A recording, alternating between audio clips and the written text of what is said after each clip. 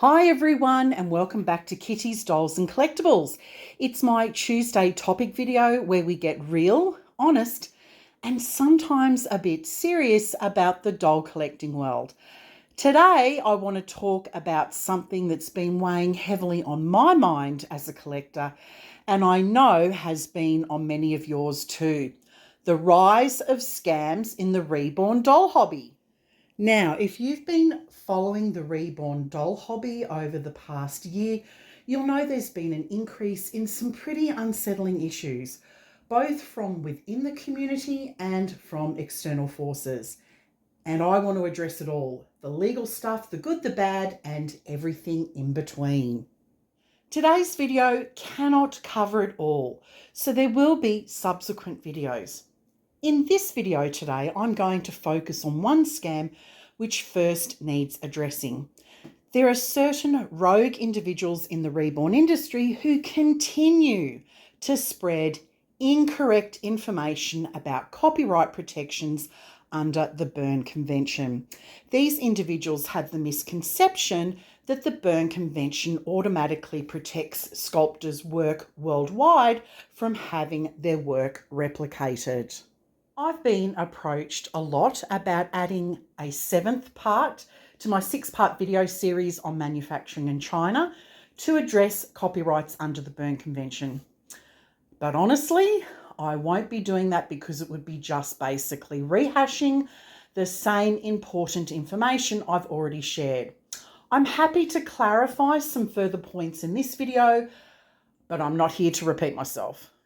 Truth is, this isn't the kind of video I enjoy making. I'd much rather be playing with my dolls and sharing my fun collections with you.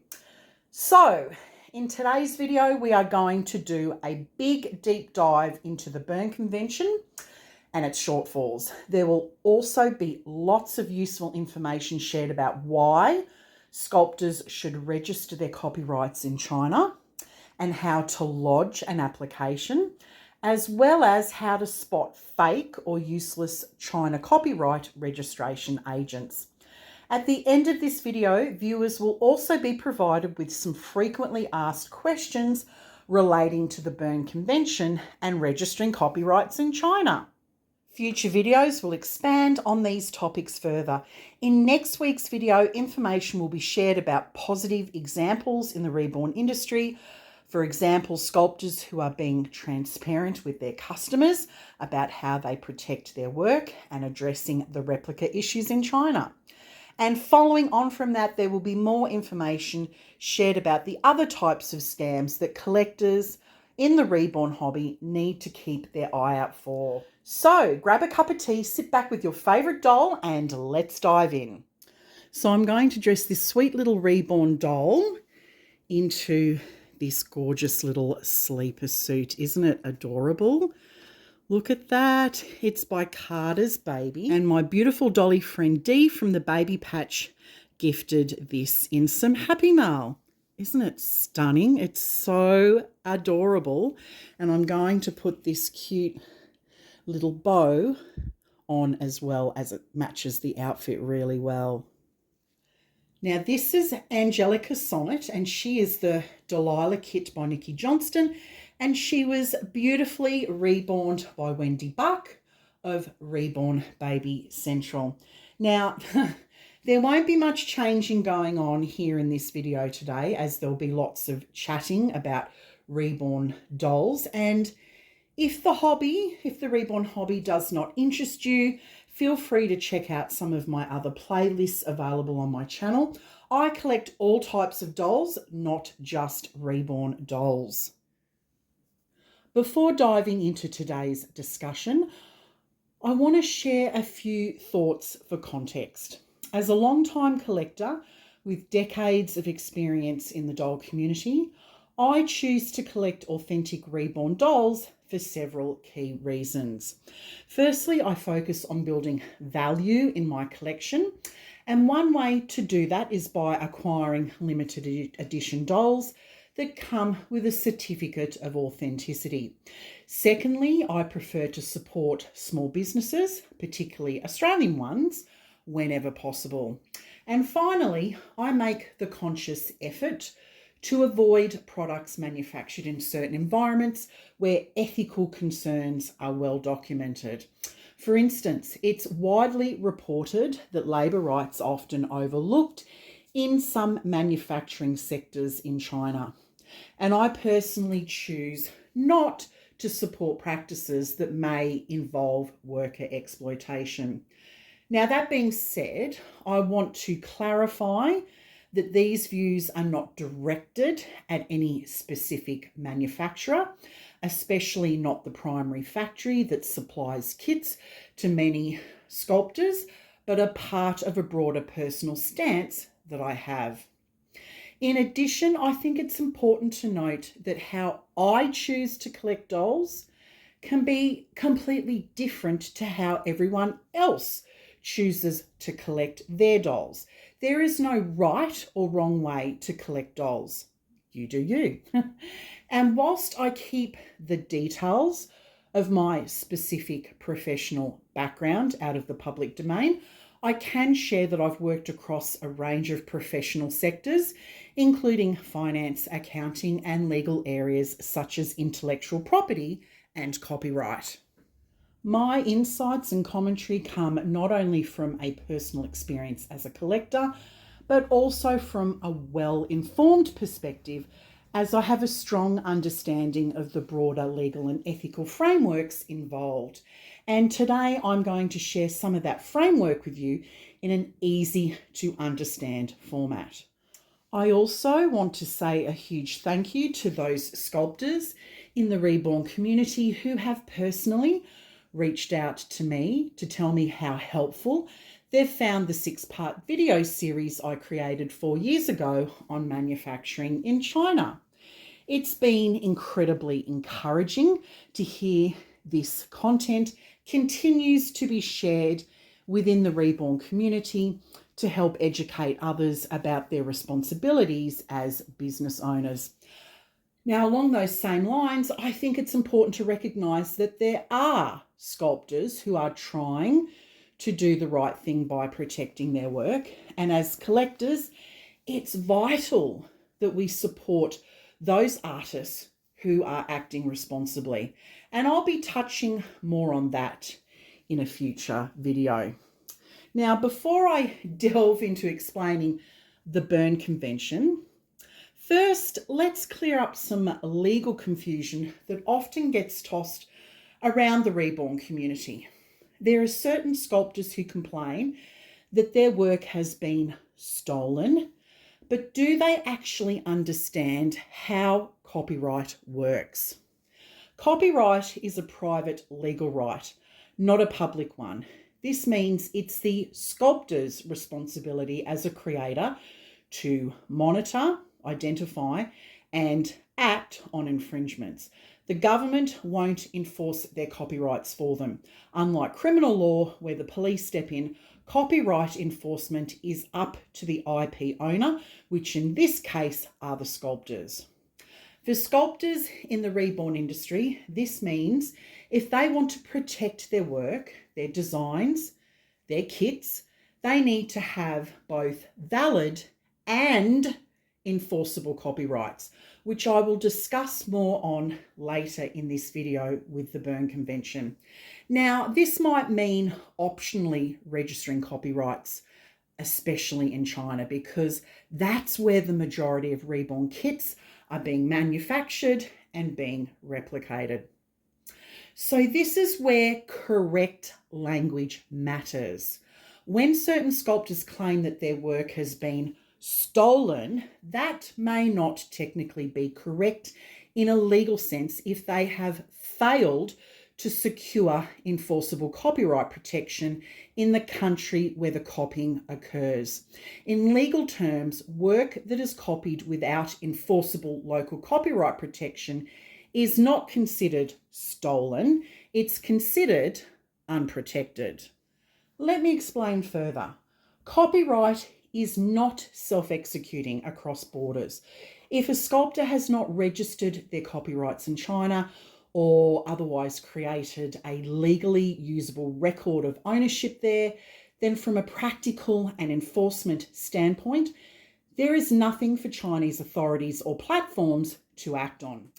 In that situation, replication is not treated as theft under local enforcement systems.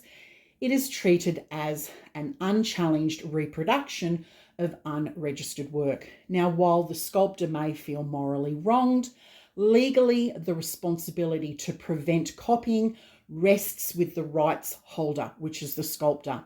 And failing to protect the work in the first place does not convert copying into theft. It highlights a lack of enforceable protection.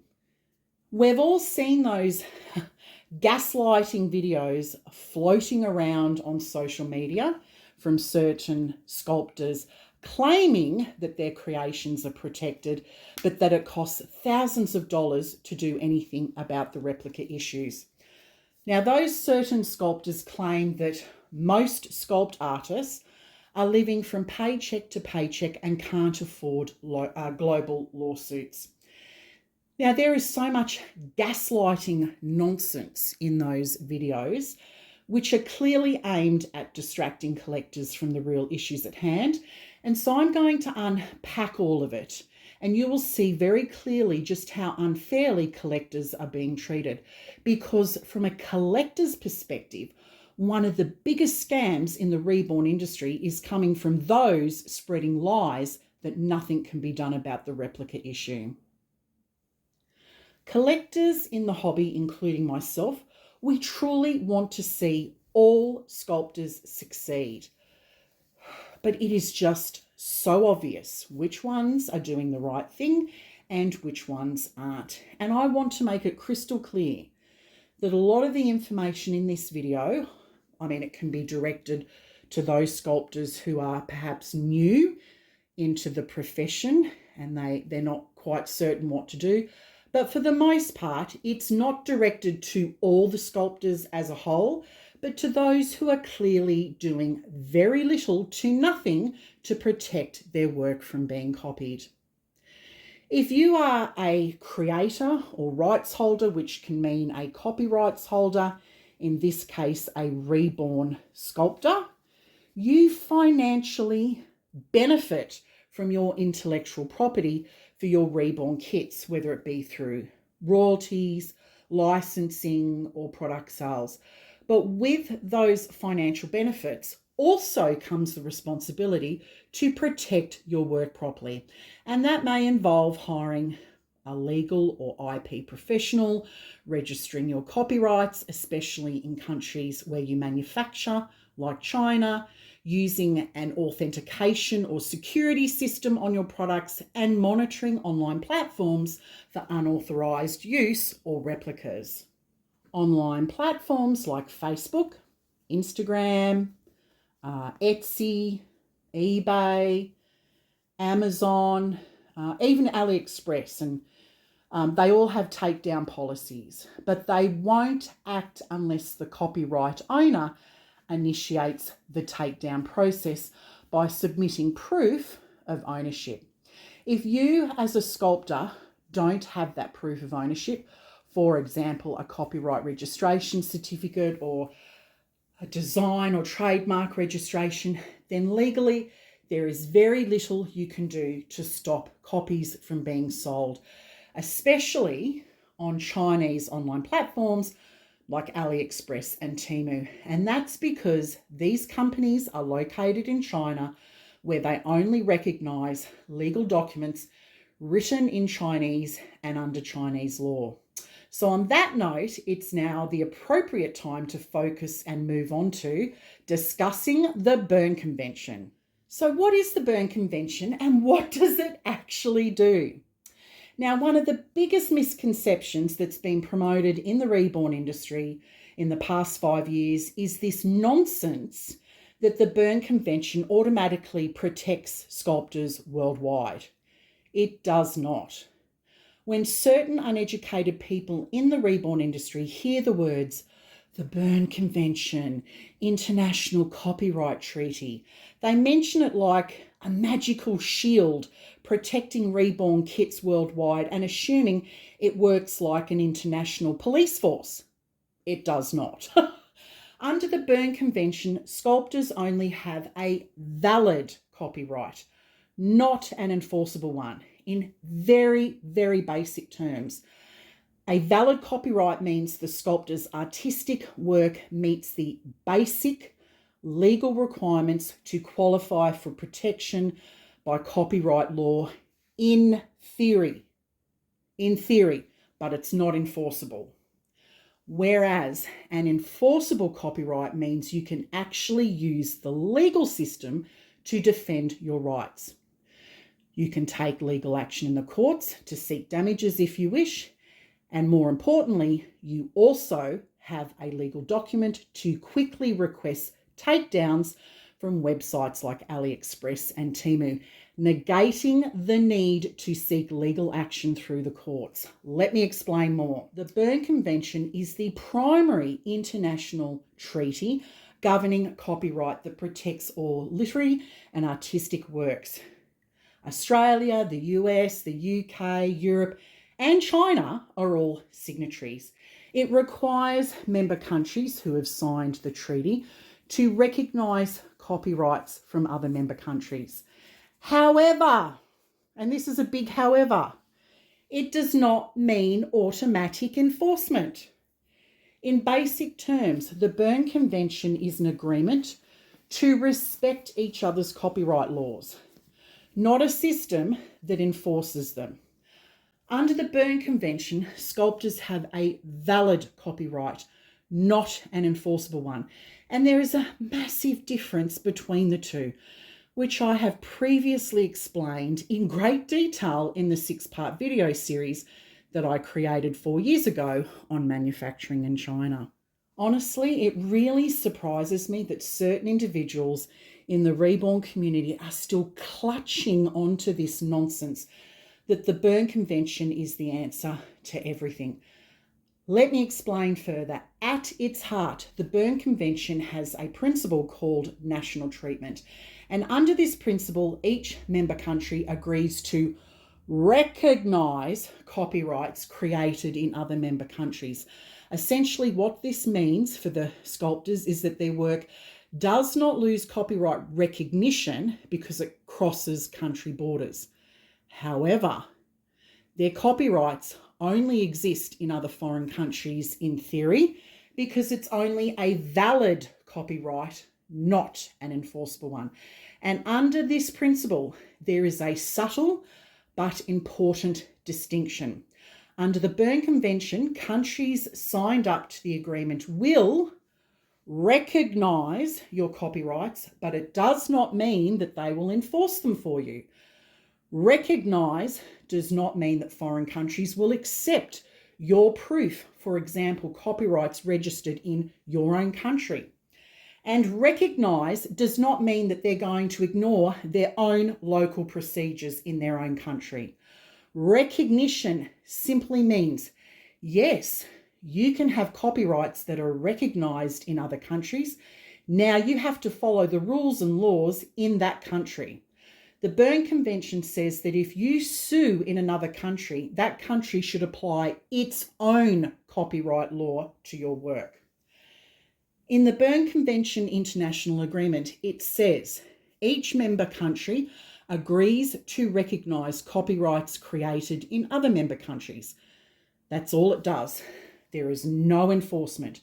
The Berne Convention does not register your copyrights, does not issue proof of ownership, including official registration certificates, does not enforce your rights for you country by country, does not monitor infringements, does not force platforms to remove replica products, does not presume ownership.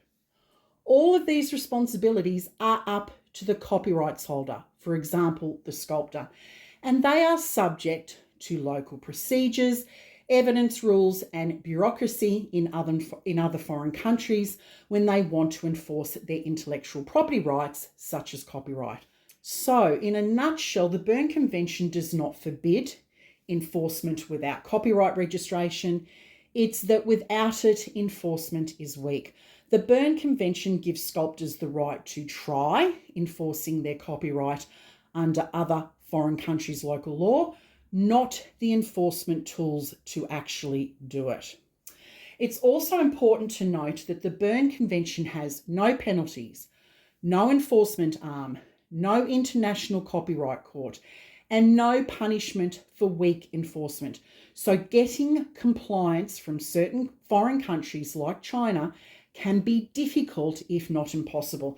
And this is why legal practitioners who specialise in international IP law will recommend to their clients to register their copyrights and other intellectual property like patents, trademarks and designs on a global scale if they are manufacturing and distributing their products around the world. So with all of this in mind, when a sculptor's work is replicated or copied in China and sold on platforms like Temu, AliExpress, Alibaba or similar sites, those Chinese-owned platforms operate under Chinese law, not international treaties. When you file a complaint, these Chinese companies and platforms will usually ask themselves, can you prove under Chinese law that you own this copyright? And if all you have is an automatic Berne Convention protection, a foreign copyright notice, say a US, EU, UK, or an Australian registration, that proof is often not enough for fast or reliable action. And the reason being is that these Chinese e-commerce platforms are risk adverse, not moral. They're running a business. So in China, which is a communist country, they only trust and recognise their own laws. This means that to enforce intellectual property rights, Chinese law enforcement, the courts, and these e-commerce platforms, they will only accept documentation written in Chinese and endorsed under Chinese law. Now, I've already explained this in very great detail in the 6-part video series on manufacturing in China, and I encourage you to watch this series for further information. So let's reiterate, why is relying on the Berne Convention risky? Well, it's risky because you have no Chinese issued ownership document. Chinese owned platforms can delay, ignore or reject your claim. Enforcement becomes slow, expensive or impossible. And you are arguing foreign rights, your foreign rights in a domestic Chinese system. In practical terms, the Berne Convention copyright protection gives you theoretical rights, not practical enforcement power. So, how does the Copyright Protection Centre of China registration change things? Registering your copyright with the Copyright Protection Centre of China, the CPCC, it gives you an official Chinese government certificate, presumed ownership under Chinese law, evidence that Chinese courts, the law enforcement and e-commerce platforms recognise, and you will have strong leverage for takedowns on Chinese e-commerce sites. So it shifts the risk away from the sculptor and onto the e-commerce platform, which is exactly what gets results. For example, if a sculptor can provide a copyright registration certificate issued by the CPCC, the Chinese e-commerce platform will think to themselves, well, if I don't act, we could be liable under Chinese law, and that's when the listing gets successfully removed. Without a CPCC copyright certificate, sculptors will be ignored. There will be further delays with the e-commerce platform asking for more proof. And in most cases, the platform will reject the claim outright. So if a sculptor decides not to optionally register their copyrights in China and rely on the limitations of the Berne Convention, when their intellectual property rights are infringed, they are going to have a very, very difficult time trying to exercise their rights, which will make it virtually impossible to request takedowns of replica products from these Chinese e-commerce platforms. And if sculptors choose to go down the route of suing a factory, relying on those limitations of the Berne Convention or copyright registrations and say approved in their own country, they will be faced with even more difficulties and delays. And this is because the Chinese courts and authorities often do not recognise or accept foreign IP registration documents, for example, copyright registrations from Australia, the UK or the US or Europe, etc., even when they have been translated into Chinese and legalised and notarised in your home country. Now, although China recognises automatic copyright under the Berne Convention in practice, the Chinese courts and enforcement agencies want to see Chinese copyright registration certificates, especially if you are a foreign creator wanting to take legal action or enforce your rights in China. This is because the Chinese courts and authorities only recognise documents written in Chinese under their own laws. So although Chinese copyright registration is optional under international law, it's strongly recommended, even necessary, to enforce your rights in China. Without it, your ownership is much harder to prove, especially if a Chinese factory registers your work first or replicates it. To register copyrights in China, paperwork needs to be submitted to the CPCC for approval, and they issue the certificates. Now, at this point, I want to share some practical advice about how to go about registering copyrights in China. There are several ways to apply for copyrights with the CPCC, and I'm going to explain it in further detail very shortly.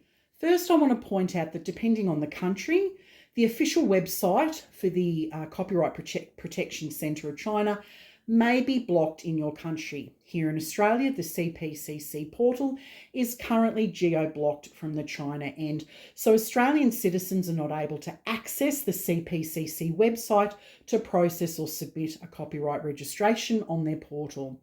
For Australian citizens, what this means is that you will need to obtain access to the registration form and related material in other ways, which I will explain more on shortly. It's also important to point out that the online portal interface for the CPCC is primarily Chinese. The generated application form is in Chinese. Supporting materials, including instructions and help pages, are mostly in Chinese, and there is no fully functional English language submission system. There are a number of different ways you can apply for copyright registration in China, so let's go through them. The first one is if you are going to personally lodge a copyright application online with the CPCC portal. Now, you will also need to provide a China registered mobile number on your application. Without a verified Chinese phone number, foreign applicants cannot register directly online. And this requirement to have a China registered mobile number is a security measure, not a legal requirement for copyright validity. Many official Chinese government systems now require a mobile real name or authentication to validate identity and receive verification codes for submission. So that's the first way. The second way is a lot different. Now, whilst the CPCC has moved towards an online first system, they do still allow for mail-in applications. However, the form is no longer a PDF file that you can simply download from the CPCC portal. It's now a system-generated application form, which is created after you input the data into their portal. So you'll need to check to see if your country has this registration option by selecting your country code. If you have that access To do this registration option, it allows sculptors to submit their application either physically in person or by registered mail rather than through the online portal. So in this way, applicants will need to download the form from the CPCC website and complete it in Chinese. If you are going to complete it in English, you will need to pay to have the documents translated and notarized before submission. Applicants will also need to provide copies of identity documentation such as a passport and other business documents.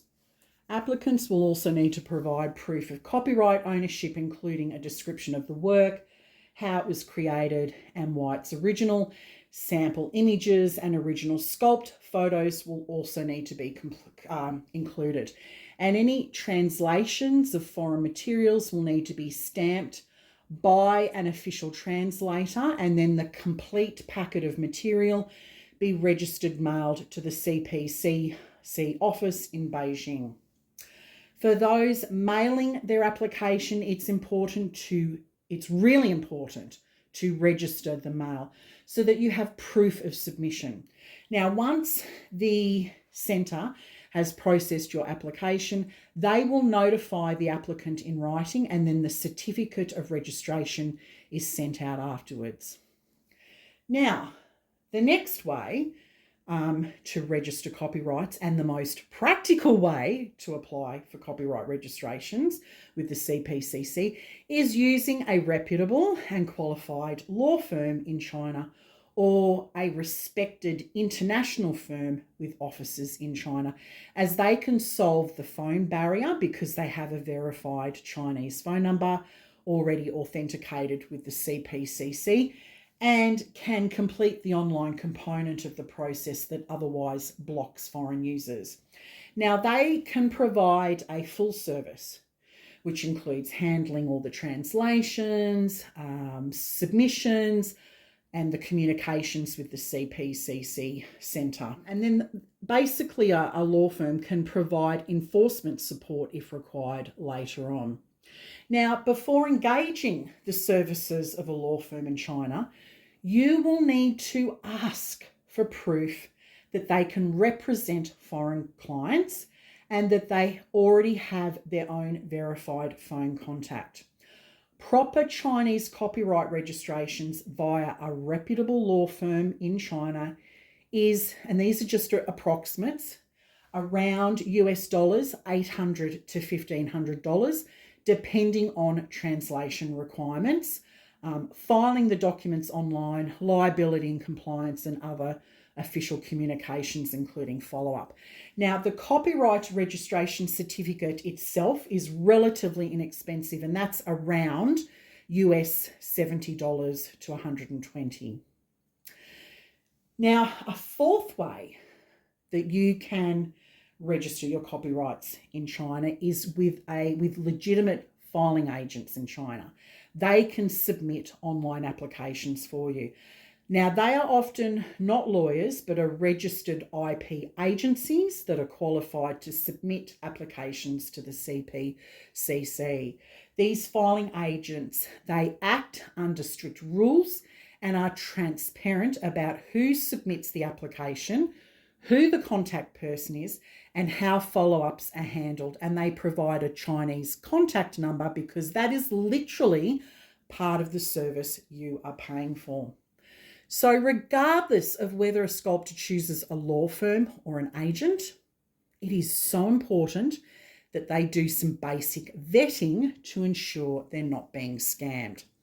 Copyright protection is not where you cut corners. If a service feels vague, cheap, or evasive, it's easier to walk away than to pay for the illusion of protection. And so the fifth and final way that you can register your copyrights in China is through an authorised local representative. So what does that mean? Well, some sculptors may have a trusted contact in China. It could be a friend or a local collaborator who will act on their behalf to submit their copyright registration to the CPCC. For online applications, they can accept being the registered contact person, and will use their own mobile number to verify the online application. Or they can be appointed as a sculptor's power of attorney and can physically submit their application in person at the CPCC Beijing office with the sculptor's notarized power of attorney. Now, this particular way, comes with a huge warning symbol. You only do this. This is only recommended if the contact is trustworthy. That is the biggest main point. They must be trustworthy because you're giving them the authority to be submitting your intellectual property rights. That is it's very risky. So that the person has to be trustworthy. They also need to be fluent in Chinese and they need to understand what their responsibilities are, being the point of contact person. So with that being said, now let's move on to how to spot a fake or useless China copyright service. So I'm going to briefly identify some red flags on how to spot a fake or useless one. So let's start with red flag number 1.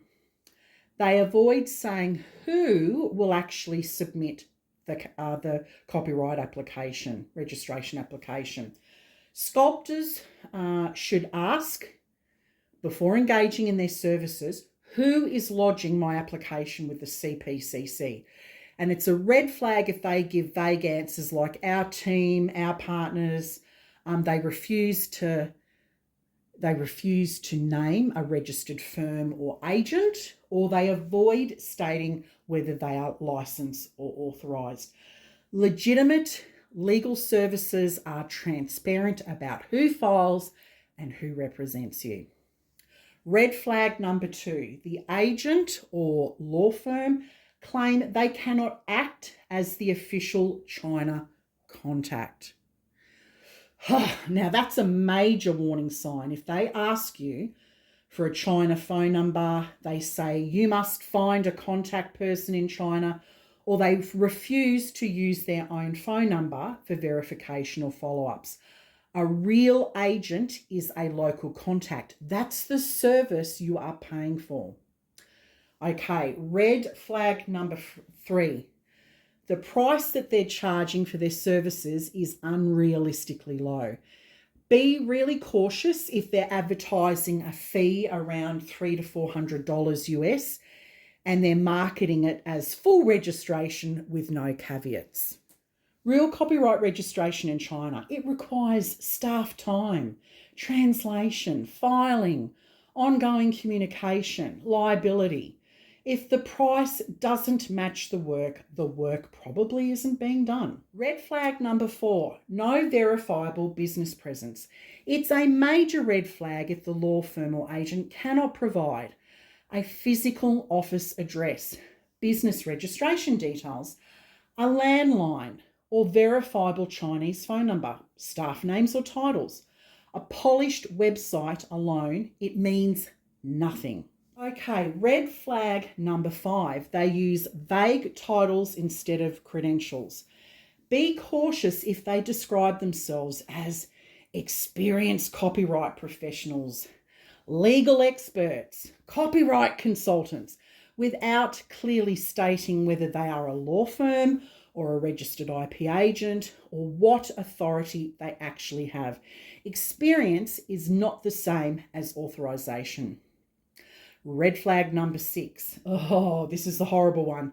Silence after payment. Now, one of the clearest indicators that you've been scammed is red flags like emails go unanswered, responses take weeks to months, updates are vague or repetitive, and you only hear from them when you complain.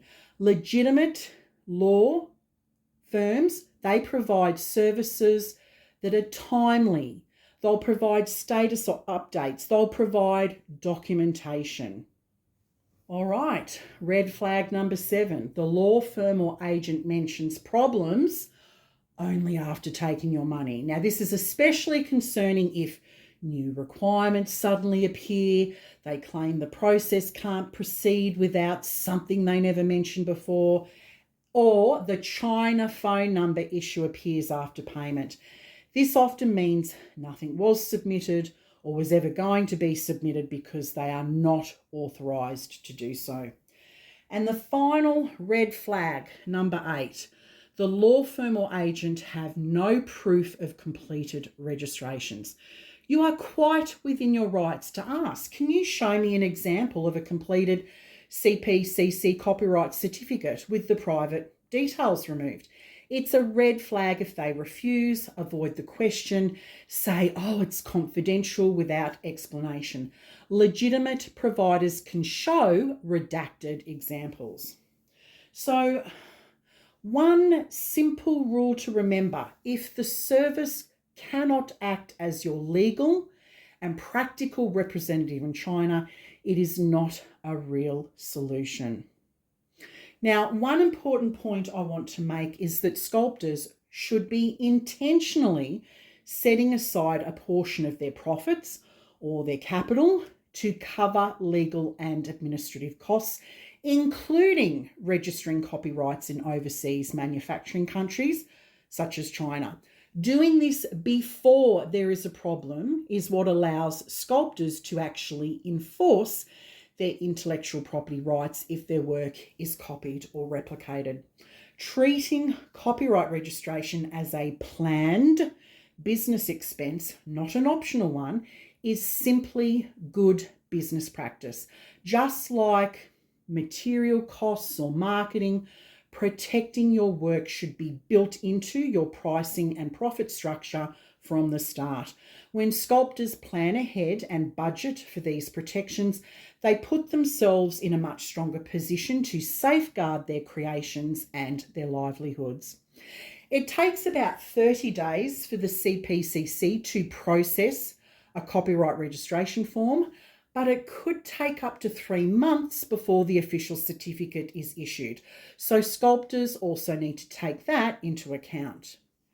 Now, with the CPCC certificate, it gives sculptors an enforceable copyright, meaning that it's accepted by the Chinese courts as proof of ownership, and it can be used to file lawsuits, to register with customs so they can seize infringing goods, and most importantly, to request takedowns from online Chinese selling platforms like AliExpress, Temu, Alibaba, and 1688 and all the rest. And it also prevents other Chinese factories from registering your work first, because that's also an issue, which I'll discuss in a later video. Mass-produced products like Reborn Doll kits are especially vulnerable to replication in China. So proof of ownership is absolutely vital. So while copyright registration is not mandatory in China, it's strategically very important if you expect your work may be copied in China. In countries like China, copyright protection depends on Chinese law, and you will need to register your copyrights in China for effective enforcement. That's why registering copyrights in China, like how sculptor Ebdahal Abul has done for her Reborn kits, and I think there might be a couple of others who have as well that I know of, it's so important. And in my next video, I'm going to talk more about Ebdahal and some other sculptors in the community who are working really hard to try and protect their work. So the bottom line, the Berne Convention creates recognition for copyrights only. Foreign registrations create domestic rights in your own country, but registration with the CPCC creates enforceable power inside of China. The Berne Convention ensures the existence and recognition of copyright, but it does not ensure practical enforceability. Local registration systems, such as China's Copyright Protection Centre, converts abstract rights into usable enforcement tools. The Berne Convention only gives sculptors theoretical rights and does not stop factories from replicating sculptors' work. all it allows is for them to complain, and some of them do complain. Whereas registering copyrights with the CPCC gives sculptors practical powers by giving them the tools that China recognises, and it also allows sculptors to quickly act upon copyright infringements and quickly applying for takedowns.